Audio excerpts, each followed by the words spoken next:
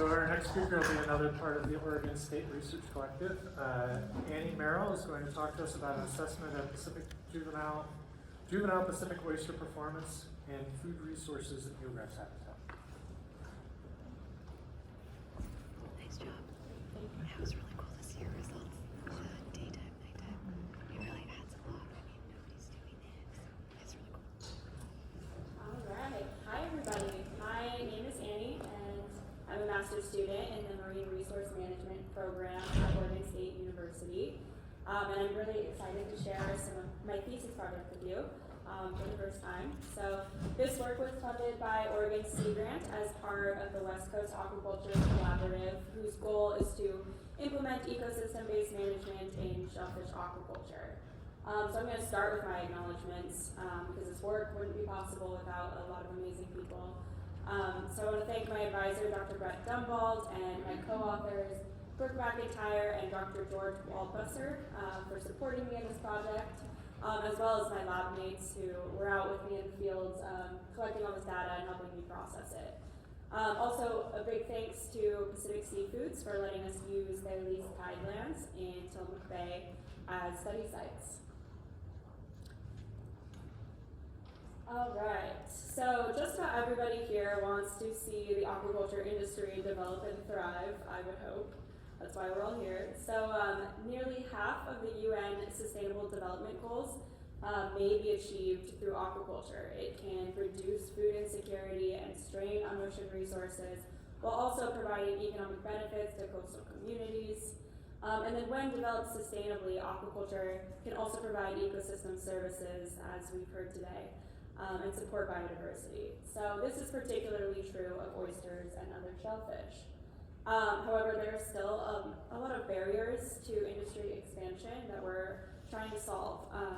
So a lack of leasing space is one of these barriers, and this is in part because native eelgrass occupies the same habitat used for oyster culture, and then eelgrass is federally protected, so spatially managing leases and these resources to reduce negative impacts on the eelgrass is a challenge for industry and managers alike. Ecosystem-based management is emerging as a strategy to ameliorate this conflict with eelgrass and look at oyster aquaculture as part of the estuarine ecosystem rather than a competing use of the ecosystem. So considering aquaculture under this model may help bolster the industry and improve sustainability simultaneously, which is really what we all hope to attain. But in order to implement EBM, we need to understand how oysters and eelgrass interact. And pathways of interaction can be really complicated because both positive and negative interactions may occur simultaneously, and these interactions may also be site and region specific. So this figure just demonstrates how complicated these pathways can be from either direction. Interactions involving foundation species like oysters and eelgrass also tend to be density dependent because these species structure entire communities and alter their environment. However, the influence of eelgrass density on oysters hasn't been characterized, so I am going to focus on oysters as the responding species in this scheme. And though eelgrass density alters predator abundance and pH buffering halo and many other potential factors, the main mechanism that I hypothesized eelgrass density would influence oyster growth is via food availability. So here's a simplified schematic of how seagrass density might alter food availability. Dense eelgrass has been known to slow current velocity, which may reduce food delivery rates to co-located oysters. So this can be seen as a negative impact. However, this current attenuation also traps particles in the water and deposits them in the sediment, which leads to increased primary productivity and increased light availability for plankton. So organic matter and other food sources then accumulate within the seagrass beds, and this can lead to more overall bulk food for oysters. So using that kind of mental model, I aim to answer these questions. Is juvenile oyster growth influenced by eelgrass density, and does the presence and density of eelgrass affect food availability? So our chosen study site was Tillamook Bay. We glued oyster spat to ceramic tiles and outplanted them in a range of eelgrass densities from bare habitat to dense eelgrass and replicated this in 3 regions of the bay. The Crab Harbor site circled here were nearest to the ocean. The West Channel sites were on and around commercial aquaculture, and the Far East Channel sites were closest to the 5 rivers that lead into Tillamook Bay. And then we also photographed the oysters, shown on the left, before and after the outplant, and measured it to get the total shell growth over the 2021 summer season. So we counted eelgrass shoot density directly over each oyster tile in a square meter quadrat. And we also deployed exo-sonde water quality instruments in bare habitat and our most dense eelgrass meadows to get a direct comparison of food availability over several tidal cycles and days. And then the metrics that we used for food here were turbidity, which sort of represents the relative concentration of cestin and particulates in the water, and chlorophyll A, which is a proxy for phytoplankton abundance. Throughout the summer season, we collected discrete water samples at high tide over all of our sites in unvegetated patches and regions that we categorize as sparse and dense eelgrass within each site. So this allows us to look at all of the sites and compare these trends across the whole summer. So I filtered and processed these samples to obtain a concentration of various food indicators within each sample and look at the quantity and quality across all sites. And these filters looked a little something like this on the left. So SPM is a measure of all particulates, or cestin, and this is also comparable to turbidity. And POM is all the organic matter within the sample, including bacteria, detritus, and phytoplankton biomass. And so this represents the full range of food items that oysters might potentially eat. So to analyze how eelgrass density influenced oyster growth, I performed an ANCOVA with site as a categorical variable and density as a continuous predictor for oyster shell growth. The results of this linear model indicated that oyster growth increased with eelgrass density, but that this trend varied by site. So both site and eelgrass density were significant predictors of oyster growth, though site accounted for 55% of the variation, while density only explained 10%. So the full model is represented by this black line right here. And the way I like to visualize this figure is that the bare habitat on the y-intercept represents the baseline of oyster growth within each site. So you can see right here that there are obvious site differences. The East Channel site yielded the greatest oyster growth on the far right. You can see that that line is above the model line. And then the West Channel sites in the bottom left corner represented or had the least amount of oyster growth. And then as you move right with eelgrass density, you can see that the seagrass effect on growth is a positive linear trend, but that this trend varies by site. So you can see, for example, in this West Channel 2 region, it's kind of a flat slope here, indicating that there probably wasn't much of a seagrass effect on eelgrass density at that site, though overall the model was significant. All right, so what can explain our oyster growth results? Well, there were site differences in part because there was an estuary gradient.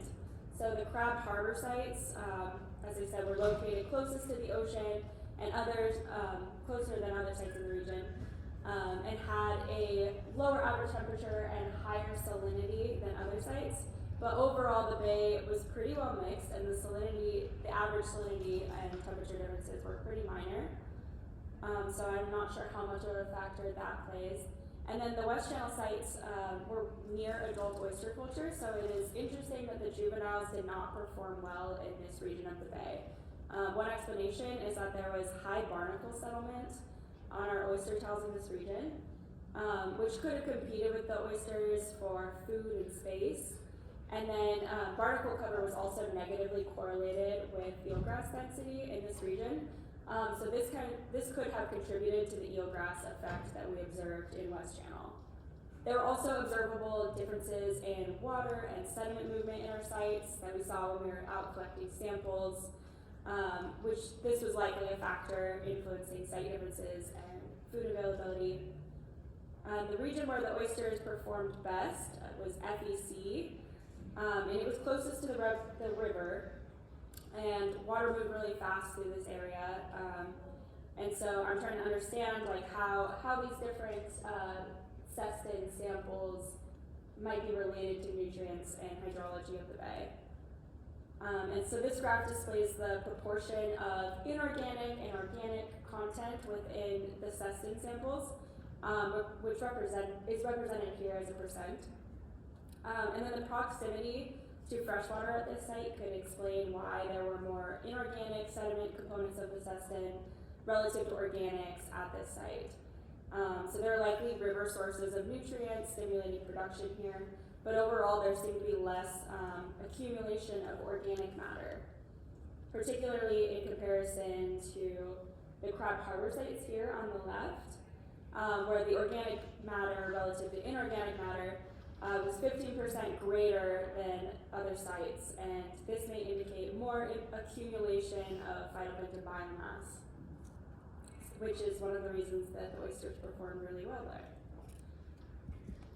So using the continuous time series data collected from the EXO instruments, I took the difference in relative chlorophyll and turbidity between bare and dense habitats in which the instruments were placed and plotted this ratio, the ratio of these metrics.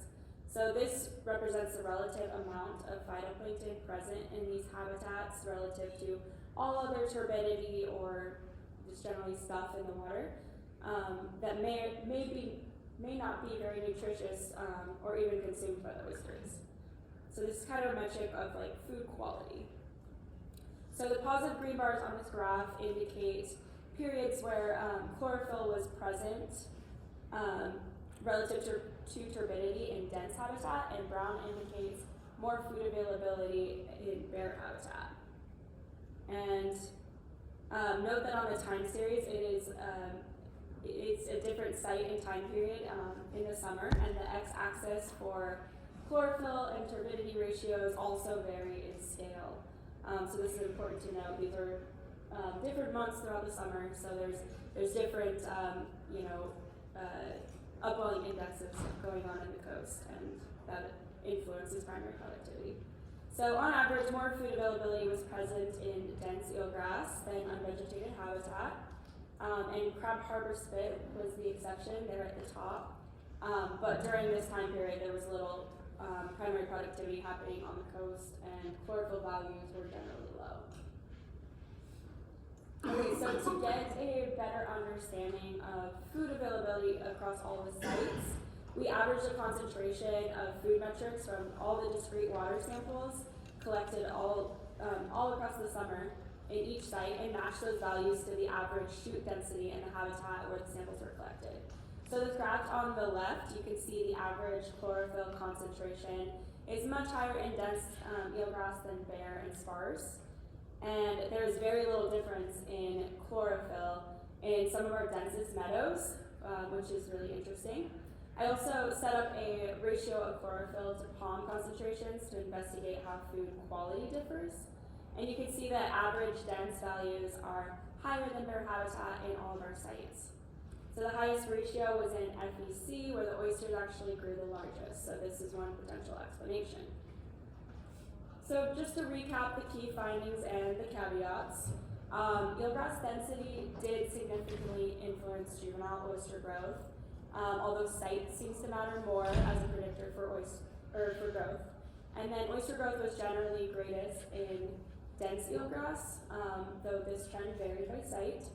And then food availability, both quantity and quality, was greater in dense eelgrass than bare habitat in most sites. However, the food availability trends that we observed did not always align with the oyster growth results at some of our sites because, of course, ecology is complicated and it can't be definite. So this indicates that there are likely other factors at play influencing the eelgrass effect on oyster growth. So it's important for oyster growers in Tillamook to know which regions of the bay juvenile oysters grow best. And interestingly, this wasn't the West Channel region, where oysters are commercially cultured. So I don't know if this is because there was some degree of food competition from the barnacle settlement, but this is just something to consider when locating juveniles. And then I just want to note that as best management practices continue to develop, eelgrass density should be considered if the goal is to determine how oysters and eelgrass might be partners in aquaculture. And it looks like I'm out of time, so thank you everybody. If you have any questions for me, please